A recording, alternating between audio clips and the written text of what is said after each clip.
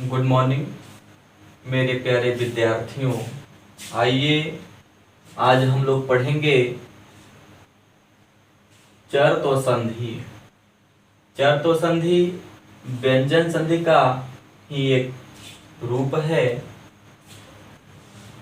इस चरतो संधि को अगर हम समझ लेंगे तो हिंदी में जो व्यंजन संधि का विग्रह होता है, जो हम सबको पहचानने में बहुत ही कठिनाइयां महसूस होती है, उसको हम लोग बड़े आसानी से कर पाएंगे। तो आइए हम लोग शुरू करेंगे चरतो संधि। चरतो संधि का सूत्र जो होता है वो खरी च, ये सूत्र हमारा है। तो सूत्र क्या है? खरी च। तो आइए हम लोग बड़े ही संक्षिप्त में और विश्लेषण पूर्वक इसकी व्याख्या को समझेंगे, इसके नियम को पहचानेंगे और फिर जो विग्रह है विग्रह करके हम लोग देखेंगे। नियम क्या है? नियम यह है कि क्या है? यदि झल प्रत्याहार, पिछले वीडियो में हमने आपको बताया था कि झल प्रत्याहार में कौन कौन से वर्ण आते हैं। आइए पुनः एक बार हम आपको बता देते हैं। तो क्या है कि यदि प्रथम पद के अंत में, जैसे आपका ये दो पद हो चुका है, प्रथम पद ये हो गया, द्वितीय पद ये है, तो हम यहाँ पे अपने से शब्द लगा लेंगे। क्या? यदि प्रथम पद के अंत में झल प्रत्याहार का कोई भी वर्ण आए। झल प्रत्याहार में कौन कौन से वर्ण आएंगे? अर्थात प्रत्येक वर्ग का प्रथम अक्षर, द्वितीय अक्षर, तृतीय अक्षर और चतुर्थ वर्ण। तथा सख सह ये किस में आते हैं? झल प्रत्याहार में।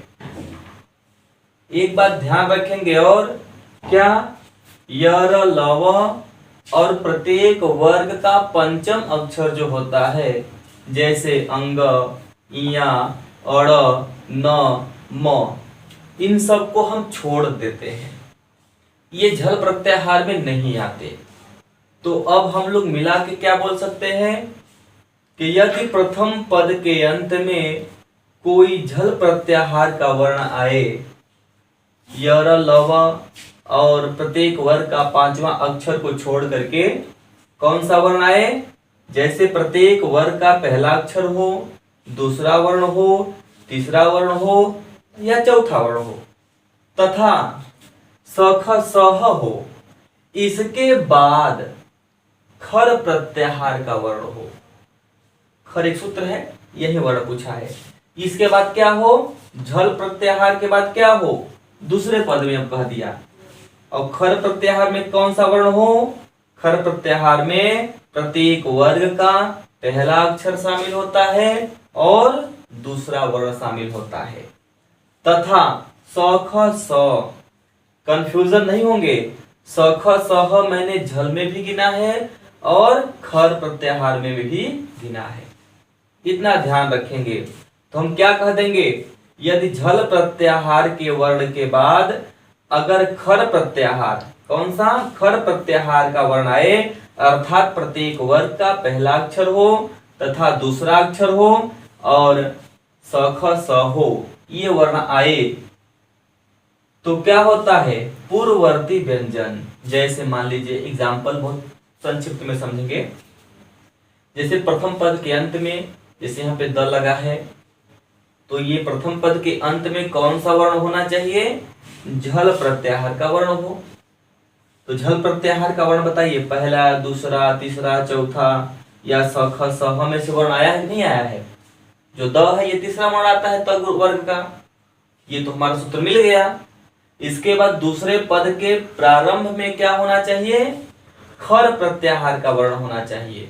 जैसे प्रत्येक वर्ग का पहला अक्षर हो या फिर दूसरा वर्ण हो। अगर ये नहीं आता है तो फिर क्या होना चाहिए? सख स होना चाहिए। अगर ये वर्ण आता है तो इसमें आया है कि नहीं आया है? स, बिल्कुल स आया है जो हमारा कहा है यहाँ पे। ठीक, तो फिर क्या नियम होगा कि इसके पूर्व वाला जो व्यंजन वर्ण है इसके पूर्व वाला क्या है, जो द क्या है, एक व्यंजन वर्ण है। तो इसको पूर्ववर्ती जो व्यंजन होता है, अर्थात पूर्ववर्ती व्यंजन क्या है, पूरा झल प्रत्याहार ही जो व्यंजन है, इसके पहले का क्या है, ये पूरा झल प्रत्याहार में आता है। तो पूर्ववर्ती व्यंजन के स्थान पे क्या हो जाता है, चर प्रत्याहार वर्ण। चर में क्या आता है, चर प्रत्याहार का जो वर्ण है, उस चर प्रत्याहार के वर्ण में प्रत्येक वर्ग का पहला अक्षर शामिल होता है।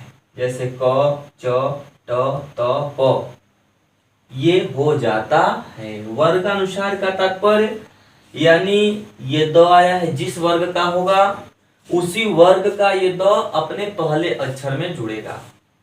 तो जैसे क्या लिख दिया है कि हम क्या बोल सकते हैं मिलाकर के, यदि झल प्रत्याहार के बाद सूत्र बहुत संक्षिप्त में लिखेंगे, क्या,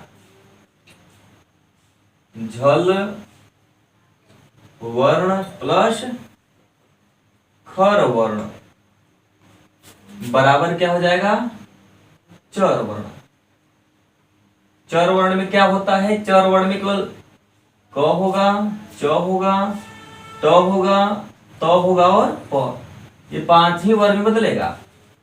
ठीक, तो क्या कह देंगे, जो संपद है ये किस में बदलेगा, अपने ही वर्ग के पहले अक्षर में बदलेगा। त में बदलेगा, किस में बदलेगा, त में। तो हम क्या कह देंगे, संपद समय बराबर क्या हो जाएगा, संपद समय हो जाएगा कि नहीं हो जाएगा। ठीक, एक और एग्जांपल समझेंगे। एक एग्जांपल क्या दे देंगे, विपद प्लस काल। अब हमको ये बताइए, पहले पद के अंत में क्या आया है, द। अब बताइए, द झल प्रत्याहार का वर्ण है कि नहीं है। झल में कौन से वर्ण है, प्रत्येक वर्ग का पहला अक्षर, दूसरा, तीसरा, चौथा। तो बताइए द ये किस वर्ण में आता है, तो त वर्ग का तीसरा वर्ण है। तो तीसरा वर्ण हमारा झल प्रत्याहार में आता है नहीं आता है, बिल्कुल आता है। और दूसरे सम क्या दिया है, क। अब बताइए खर प्रत्याहार में क आता है नहीं आता है। खर प्रत्याहार में कौन से वर्ण शामिल है, प्रत्येक वर्ग का पहला अक्षर और दूसरा अक्षर। तो बताइए क है कि नहीं हमारा खर प्रत्याहार, बिल्कुल है। तो फिर ये क्या नियम बन के क्या हो जाएगा कि जो पूर्ववर्ती जो व्यंजन है द, जिस भी वर्ग का होगा उस वर्ग के प्रथम अक्षर में बदल जाता है। तो प्रथम अक्षर क्या है, द का, तो है। तो क्या किस में बदलेगा, तो में। तो क्या कर देंगे, विपद काल, विपद काल कर देंगे। ठीक, कोई दिक्कत तो है नहीं। चलिए ठीक, एक और एग्जांपल हम यहां पर लिख देते हैं। जैसे लिख देते हैं उद प्लस किरण। अब बताइए ये कौन सी संधि है। तो अपने दिमाग में एक ही बात दौड़ाएंगे कि उद, ये दो हलंत लगा है, हलंत लगेगा तभी पहचान करेंगे व्यंजन।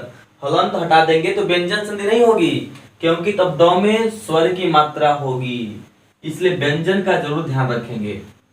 तो अब याद रखेंगे कि द किस में आता है, झल प्रत्याहार में आता है, बिल्कुल आता है।